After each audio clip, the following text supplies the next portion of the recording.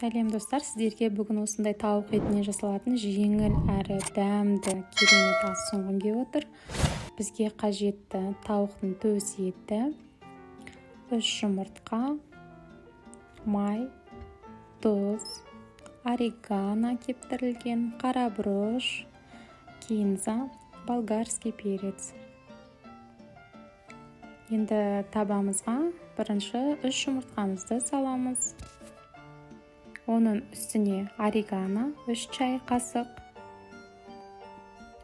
1 чай қасық тұзымызды саламыз, 3 ас қасық сұйық майымызды саламыз, және де қара бұрышымызды саламыз. Барлығын жақсылап араластыру керек болады.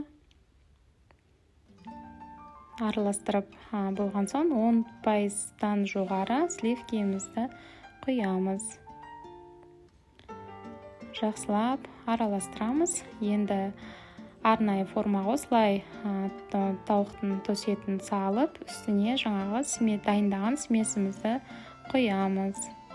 Жақсылап араластырып құйып шығамыз. Мінекей үстіне болгарский перецімізді саламыз. Орнына қызанақ қолдансаңыздар болады. Мен осы болгарский перец қолдануды жөн көрдім. Жақсылап қойып шығамыз. Одан кейін үстіне укроп, петрушка салсаңыздар болады. Менде үйде кинза бар екен, кинза салып жатырмын. Мінекей осылай әсемдеп жақсылап салып шығамыз. Міне дайында болып қалды.